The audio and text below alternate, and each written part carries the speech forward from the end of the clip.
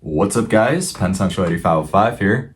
We're back with another video. It's going to be a bit of a shorter video this time around, but it's a new video nonetheless. So, as some of you may know, Menards has decided to re-release their transparent hopper with LEDs. And I finally got my hands on one. So we're going to do a full in-depth review on this. I'm going to go over my personal opinions on it. Of course, through all the details and whatnot. But yeah, without further ado, let's get into this video.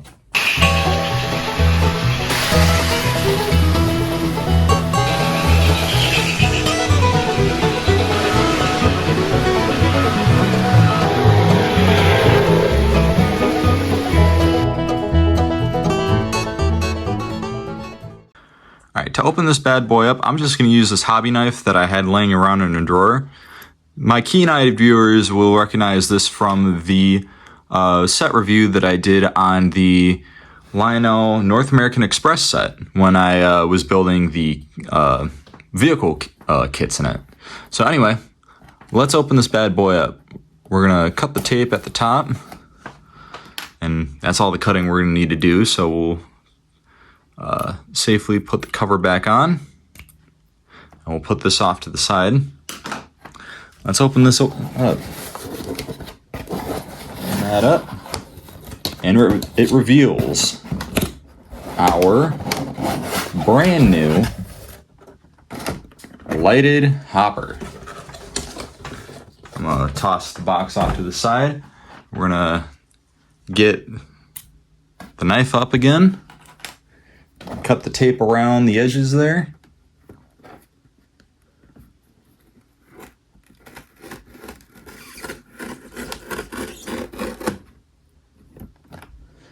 And we're gonna get the bottom because that needs to get open too. All right, everything's cut. Let's open it up. First time ever. All right, clamshell's off, and already feeling it. It's a excuse me. It's a heavy car. I did not expect this to have this much weight to it. But yeah, and also looking at it, it's a large car. So anyway, with that, let's get into all the details of this car. All right, starting off with the general look of this car. This car is molded in clear plastic, and this is actually a pretty heavy car. It almost makes me think that the sides could be acrylic. But anyway, I don't think they are acrylic, but you know, you never know. Anyway, you have of course, the clear plastic body, and on the inside there is a strip of LEDs at the top that kind of in a kind of a rainbow flow effect. So it looks really cool. But yeah, you got metal trucks. You have your car information on the sides. On each end of the car, it says 2 high-friction composition brake shoes. You got built 2024 by Menards. You have this center section here that says, note, this car has 2 compartments. I mean, if you look inside, you can very clearly see that there is only 1 compartment, but you know, it's I'm just joking there. And then, of course, all your other car information there. And then, yeah. Let's go in for a closer look at the ends. So now I'm going to only show you one end just because both ends are the same. But yeah, you have a separately applied brake wheel that is also cast in the same clear plastic as the rest of the car. Clear plastic ladders on the ends, which I think they are separately applied from the body. You have a operating metal knuckle coupler that just gets uncoupled by this one little tab that instead of pushing down, you push back. Of course, metal trucks and whatnot. And yeah, let's look closer at the trucks for a second. Hey, future Damien, interrupting for a second. One thing that past Damien forgot to mention about the couplers is that they're not actually permanently fixed to the truck bodies. They actually can swing back and forth to help the car negotiate around tighter curves. All right, with that out of the way, let's let past Damien continue on about the trucks. All right, here is one of the trucks on this car. These are metal trucks, and as you can see, instead of being painted black, they are left silver. It has these trucks have working springs, as you can see, and spinning roller bearing caps. Now, as you can see, this one axle won't spin, or is struggling spinning. There we go. Now it's gone. It took a little bit of convincing. Yeah, this kind of puts me into a little thing I have to say about the metal trucks.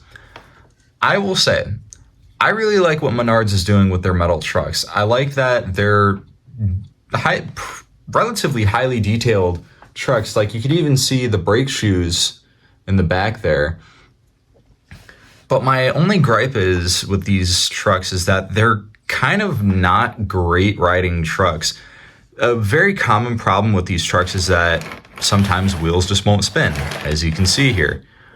But other than that, I like these trucks a lot. I just wish they rolled better. And looking at the top of the car, as you can see, you have this separately applied metal walkway going around the perimeter of the car. And you have 4 hatches. Now, these do not open. Yeah, they don't open. And you can actually see the LED strip underneath there. And quickly looking at the underside of the car, you could see the chutes where the load would be discharged from the car. Now, enough of me blabbing about this car. Let's see how it looks when it's lit up. All right, I turned off the lights and closed the shade behind me so you can see the light better. And as you can see, it looks really cool.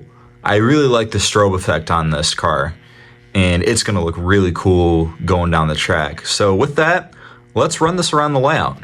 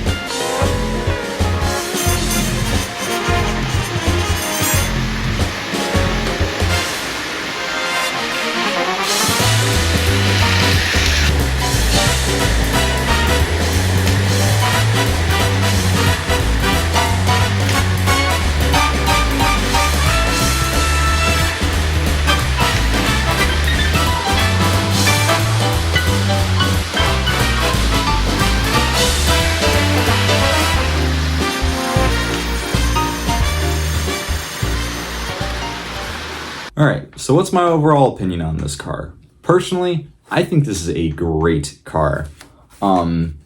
It's built relatively well. I like that they have a pretty good amount of detail for being a affordable car. Now, I do still have that one minor gripe with the trucks not being the best rolling trucks on the market. But again, I see that as more of a minor thing. But yeah, honestly, this thing, to me at least, serves as a reminder that this hobby, you don't have to always be the most realistic or the most prototypical. At the end of the day, this hobby is about having fun. And this car embodies that idea. But yeah, honestly, I like this car a lot. So with that, I want to thank each and every one of you who has subscribed. You guys are amazing. If you liked what you saw, make sure to like, subscribe, and comment down below what you thought. And if you know of anybody who might like to see this video, send it their way. And with that, I hope you all have a wonderful day. And this is going to be Penn Central 8505, out.